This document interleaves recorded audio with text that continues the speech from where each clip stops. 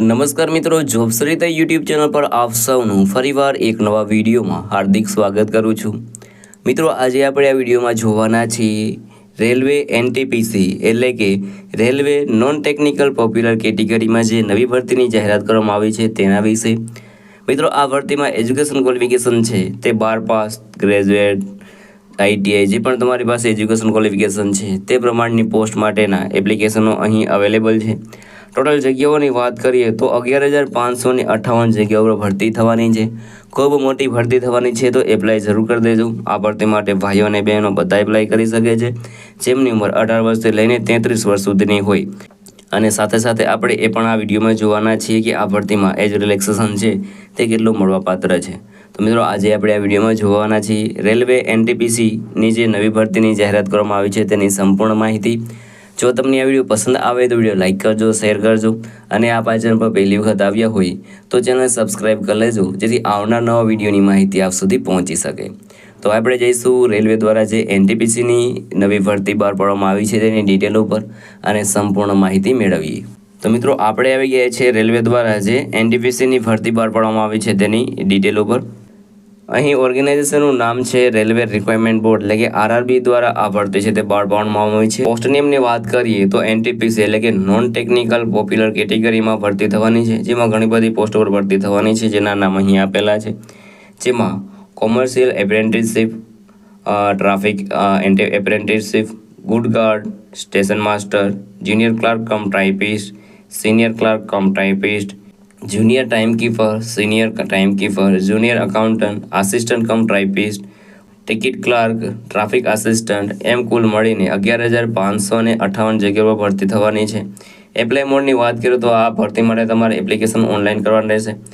Education ક્વોલિફિકેશનની વાત કરીએ તો 12 પાસ અને ગ્રેજ્યુએશન માટે આ ભરતી માટે અવેલેબલ છે અને 10 પાસ માટે પણ ઘણી બધી જોબ અવેલેબલ છે તેથી એપ્લાય જરૂર કરી દેજો। મેક્સિમમ એજની વાત કરીએ તો 33 વર્ષ છે એટલે કે 18 વર્ષથી લઈને તમે 33 વર્ષની ઉંમર સુધી એપ્લાય કરી શકો છો। આ ઉંમર છે તે અનગ્રેજ્યુએટ માટે છે જેમની પાસે ગ્રેજ્યુએશન કમ્પ્લીટ નથી તેના માટે છે, અંડર ગ્રેજ્યુએશન માટે। ત્યારબાદ ગ્રેજ્યુએટ છે તેમની માટે 36 વર્ષ છે મેક્સિમમ અને એજ રિલેક્સેશન છે તે ગવર્મેન્ટના રૂલ્સ પ્રમાણે કેટેગરી વાઇઝ જે મળવાપાત્ર રહેશે તે મળવાપાત્ર રહેશે જેના માટે તમારે એપ્લિકેશન છે ઓફિશિયલ નોટિફિકેશન છે તે વાંચી લેવાનું રહેશે। એજ્યુકેશન ક્વોલિફિકેશનની વાત કરીએ તો અહીં 12 પાસ અથવા તો એની ઇક્વિવેલન્ટ તમારી પાસે હોવું જોઈએ જે અંડર ગ્રેજ્યુએશન માટે છે અને ત્યારબાદ ગ્રેજ્યુએટ માટે બેચલર ડિગ્રી હોવી જોઈએ। એપ્લિકેશન ફીની વાત કરીએ તો જનરલ અને ઓબીસી માટે 500 રૂપિયા ફી ભરવાની રહેશે જ્યારે SC, ST, PWD, woman, x servicemen અને માઇનોરિટી માટે 250 રૂપિયા ફી ભરવાની રહેશે। સિલેક્શન પ્રોસેસની વાત કરીએ તો કોમ્પ્યુટર બેઝિસ એક્ઝામ રહેશે જેમાં 2 તમારી એક્ઝામ લેવામાં આવશે, CBT 1 અને CBT 2। ત્યારબાદ ટાઈપિંગ સ્કિલનો ટેસ્ટ લેવામાં આવશે તો કોમ્પ્યુટર બેઝિસ એપ્ટિટ્યૂડ ટેસ્ટ લેવામાં આવશે। ત્યારબાદ ડોક્યુમેન્ટ વેરિફિકેશન, મેડિકલ એક્ઝામિનેશન કરીને તમને જોબ મળશે।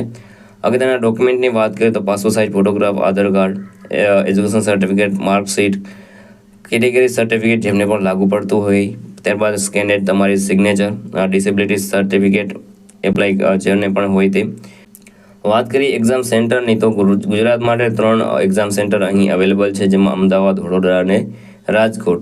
આ 3 જગ્યાએ તમારે એક્ઝામ દેવાની રહેશે એટલે એપ્લાય જરૂર કરી દેજો। કઈ રીતે એપ્લાય કરી શકો છો તો મિત્રો, વિડીયોના ડિસ્ક્રિપ્શનમાં તમને એક લિંક મળી જશે તેના પર ક્લિક કરશો એટલે તમે આરઆરબીની જે નોન ટેકનિશિયલ પોપ્યુલર કેટેગરીની જે વેકેન્સી છે ત્યાં તમે પહોંચી જશો।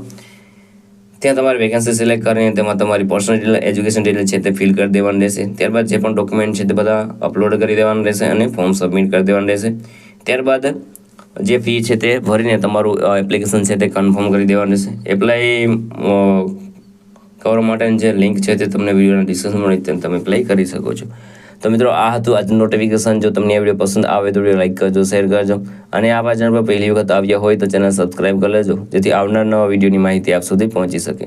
તો આ સાથે આજનો વિડીયો પૂરો કરું છું। મળીએ નવા વિડીયોમાં નવી ભરતી સાથે। જય હિન્દ, જય ભારત।